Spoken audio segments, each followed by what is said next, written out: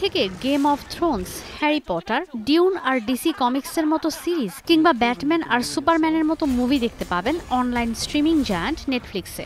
সঙ্গে Netflix subscribe করলেই দেখা যাবে মার্কিন premier television network HBO max. কারণ জনপ্রিয় মার্কিন মাল্টিন্যাশনাল মিডিয়া আর বিনোদনের বহুজাতিক প্রতিষ্ঠান ওয়ার্নার ব্রাদার্স ডিসকভারি কিনে নিচ্ছে নেটফ্লিক্স।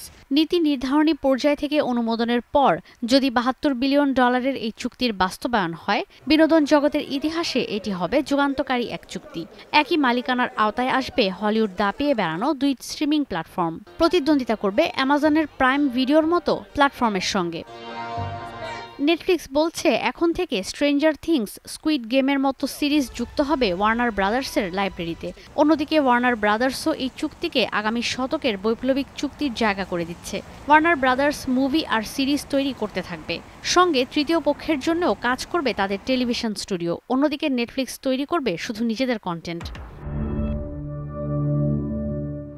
যদিও এই সিদ্ধান্তের কড়া সমালোচনা করছে আমেরিকান রাইটার্স গিল্ড। তারা বলছেন এই চুক্তির বাস্তবায়ন এখনই আটকে দেওয়া উচিত। দুই প্রতিষ্ঠান এক হয়ে গেলে অনেক মানুষের চাকরি যাবে, বেতন কমে যাবে, বিনোদন জগতের কর্মীরা আরও নেতিবাচক অবস্থায় যাবে। এছাড়া দর্শকদের জন্য সার্ভিসের খরচ বেড়ে যাবে বলেও আশঙ্কা করা হচ্ছে। কন্টেন্টের বৈচিত্র্য কমে যাওয়ার পাশাপাশি বৃহৎ থেকে ক্ষুদ্র থিয়েটারগুলোতেও পড়বে নেতিবাচক প্রভাব, একই মত বিশ্লেষকদের। মিডিয়া আর স্ট্রিমিং প্ল্যাটফর্ম যেভাবে পরিবর্তিত হচ্ছে তাতে নেটফ্লিক্স গুরুত্ব দিচ্ছে। নেটফ্লিক্স নিঃসন্দেহে বড় প্রতিষ্ঠান, কিন্তু প্যারামাউন্টের সঙ্গে ওয়ার্নার ব্রাদার্স ডিসকভারি পাচ্ছে না। অনেক সম্পদ নিয়ে ঋণের বোঝা চেপেছে। নেটফ্লিক্সের ওপর নেতিবাচক প্রভাব পড়বে।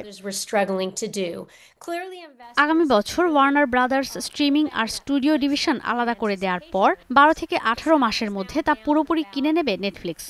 বর্তমানে ঋণ সহ ওয়ার্নার ব্রাদার্সের বাজার মূল্য $82 বিলিয়ন। যদিও এই চুক্তির পর ওয়ার্নার ব্রাদার্সের শেয়ারের দাম বেড়ে গেছে। 102 বছরের পুরনো এই স্টুডিও হলিউডের 5টি বৃহৎ স্টুডিওর একটি। এই প্রতিষ্ঠানের ঋণ $34 বিলিয়ন।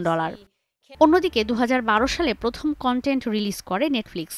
সেই থেকে এখন পর্যন্ত বিশ্বের স্ট্রিমিং প্ল্যাটফর্মগুলোর মধ্যে অন্যতম এটি।